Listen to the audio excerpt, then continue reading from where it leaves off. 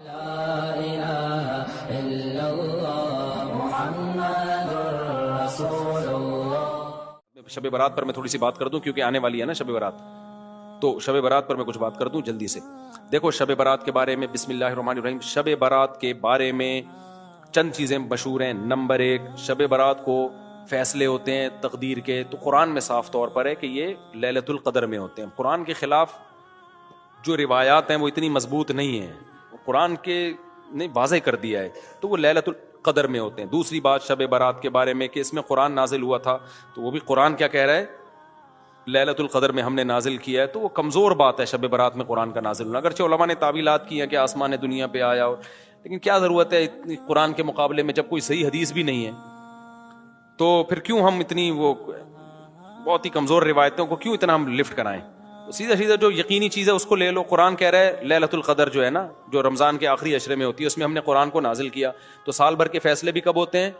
شب برات میں نہیں ہوتے، بلکہ رمضان کے آخری عشرے میں ہوتے ہیں۔ جو لیلۃ القدر ہے اس کی ویلیو ہے لیلۃ القدر، وہ خاندانی رات ہے۔ تیسری چیز، اس رات میں اور کیا ہوتا ہے، قبرستان جانا۔ تو بھائی ایک روایت ملتی ہے کہ نبی صلی اللہ علیہ وسلم قبرستان گئے تھے، وہ بھی سند کے لحاظ سے بہت ضعیف ہے، تو اس سے شرعی مسئلہ ثابت نہیں ہوتا، قبرستان جانے کی فضیلت ثابت نہیں ہوتی۔ اور اگر کسی نے اس روایت پر عمل کرنا ہی ہے کمزور ہونے کے باوجود، تو پھر جس طرح نبی نے جو عمل کیا اس طرح کیا جائے گا نا۔ نبی صلی اللہ علیہ وسلم اکیلے گئے تھے، اندھیرے میں گئے تھے، آپ جتھوں کی شکل میں پتیاں لگا کے جاتے ہو وہاں پہ، تو یہ تو سنت تھوڑی ہے۔ اور تیسری بات، اگر یہ عمل سنت ہوتا تو صحابہ تو کرتے ہیں نا، کسی ایک صحابی سے بھی ثابت نہیں اس رات میں قبرستان گئے ہوں۔ یہ کیسی سنت ہے جس پہ صحابہ کو سمجھ میں ہی نہیں آئی؟ اس لیے اس رات قبرستان جانا سنت نہیں ہے، سمجھ رہے ہو؟ اچھا میرے بھائی، چوتھی چیز ہے، چوتھی چیز کیا ہے میرے بھائی؟ چوتھی چیز ہے روزہ رکھنا، بھی کسی صحیح حدیث سے اس 15 شعبان کا روزہ ثابت نہیں ہے۔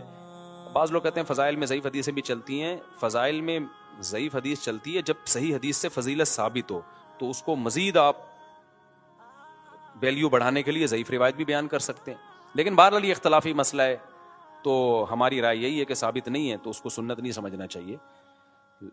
اچھا میں آ رہا ہوں عبادت کی طرف۔ اور پھر اس رات حلوے بنانا۔ حلوے کیوں بناتے ہیں؟ کہ بھئی یہ تہوار ہے، تو خوب سمجھ لو مسلمانوں کے تہوار راتوں میں نہیں ہوتے، راتوں میں غیر مسلموں کے تہوار ہوتے ہیں۔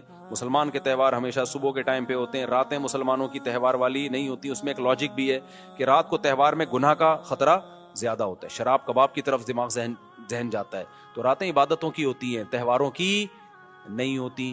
اور پھر میرے بھائی ایک اور چیز ہے، کیا ہے اور کیا ہوتا ہے؟ پٹاخے، تو وہ تو تہواروں کی خوشی کے پٹاخے ہوتے ہیں، تو وہ تو ویسے اسلام میں جائز نہیں ہے۔ اور کیا ہے بھائی؟ نہیں، شب برات میں خاص عبادت سے متعلق جتنی حدیثیں کوئی بھی صحیح نہیں ہے۔ ایک ہے کہ کوئی سرے سے فضیلت بھی ہے، یا کوئی عبادت کی فضیلت بھی ہے یا نہیں، تو خوب سمجھ لو شب برات میں عبادت کی فضیلت پر ایک بھی صحیح حدیث نہیں ہے، جتنی بھی حدیثیں ضعیف ہیں، لیکن چونکہ کثرت سے ہیں۔ اب کثرت کو دیکھا جائے تو جب ضعیف روایتیں کثرت سے ہوتی ہیں تو عام اصول یہی ہے کہ وہ درجہ حسن تک پہنچ جاتی ہیں، تو جب درجہ حسن تک پہنچی ہوئی ہیں تو اس لیے جمہور علماء اسی کے قائل ہیں کہ اس رات عبادت کی فضیلت ہے۔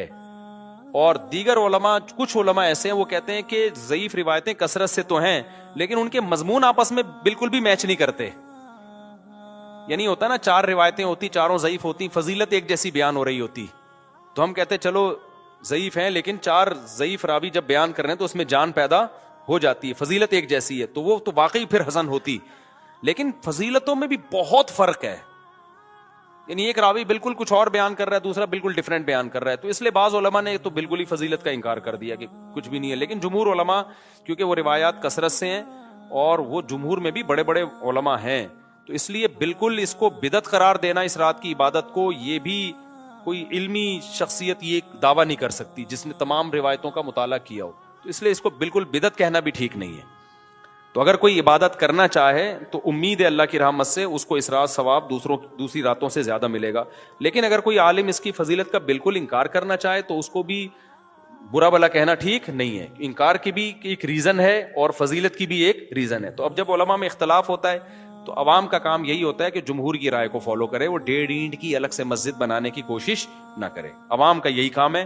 لیکن اگر کوئی عالم انکار کر رہا ہے تو اس پہ طنز نہ کرے، لیکن جو انکار کر رہا ہے اس کو بھی چاہیے دوسروں کے احترام کے ساتھ انکار کرے، بدعتی کہہ کے ان کو کہہ کہ یہ بدعت ہیں، یہ ضعیف حدیثوں پر عمل کرتے ہیں، تو یہ اس کی علامت ہے کہ آپ نا جس چیز کی جتنی حیثیت ہے اس کو اس کی حیثیت سے زیادہ گھٹا رہے ہو یا زیادہ بڑھا رہے. تو میرا اسٹائل یہی ہے، میں ہمیشہ سے یہ کہتا ہوں بھائی شب برات میں کوئی بھی چیز ثابت نہیں ہے سوائے فضیلت کے، یعنی عبادت کی فضیلت. تو اگر کوئی عبادت کرنا چاہے تو اللہ کی رحمت سے امید ہے اس کو دوسری راتوں کی نسبت ثواب زیادہ ملے گا. تو جمہور ہی کا قول میں پبلک کو بتاتا ہوں، لیکن جو علماء اس کی فضیلت کے بالکل منکر ہیں تو ان پہ بھی طنز کرنے کی اجازت نہیں ہے. میری اپنی ذاتی رائے کیا ہے وہ میں آپ کو نہیں بتاتا، کیوں؟ آپ میرے مقلد تھوڑی ہو.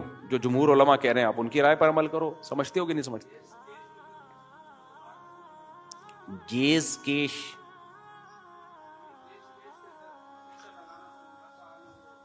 ہاں تو کیش میں پیسہ لگاتے ہیں، منافع کیسے آتا ہے اس میں؟ اچھا، جائز کیش میں جب آپ پیسے ڈالتے ہیں نا تو آپ کو فری کالز ملتی ہیں، اور وہ کس بات کا منافع دے رہا ہے وہ؟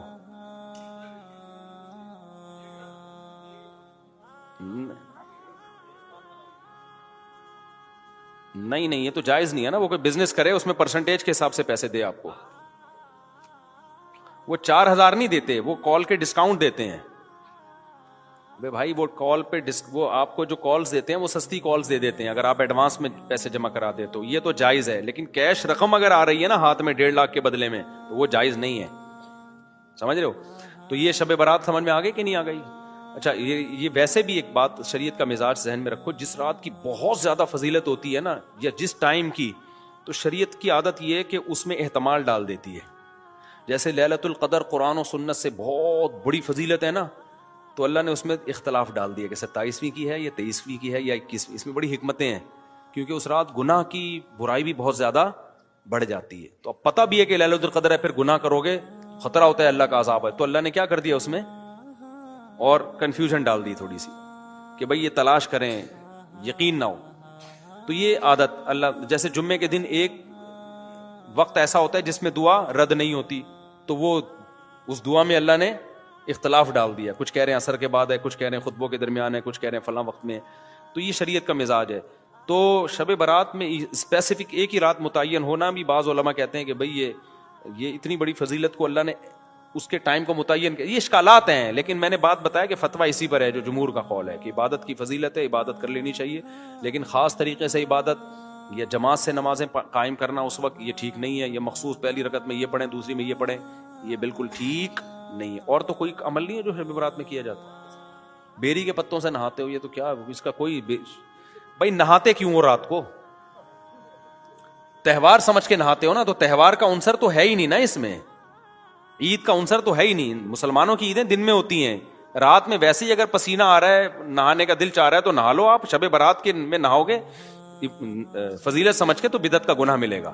شب برات میں نہانے کی کوئی تہوار نہیں ہے نا یہ. اور مرد بھی اپنے جو نا وہ بڑے خوبصورت کپڑے پہن کے گھوم رہے ہوتے ہیں. کیا ہو گیا بھائی؟ عیدیں تو 2 ہیں ہماری، عید الفطر اور عید الاضحیٰ. اس میں ہم تہوار کی حیثیت سے نہائیں گے بھی، اچھے کپڑے بھی پہنیں گے. تو لیکن یہ کہ شب برات میں یہ کام کیوں کر رہے ہو؟ یہ تو کرسمس سے مشابہت ہے. عیسائیوں کی رات کو دیکھا نہیں، 12 بجے کے بعد وہ ایسے بنے ٹھنے کرسمس میں پھر رہے ہوتے ہیں. مسلمان تو صبح صبح آتا ہے نہا دھو کے عید پڑھنے کے لیے، نہیں ہوتے. سمجھتے ہو گے نہیں سمجھتے ہو؟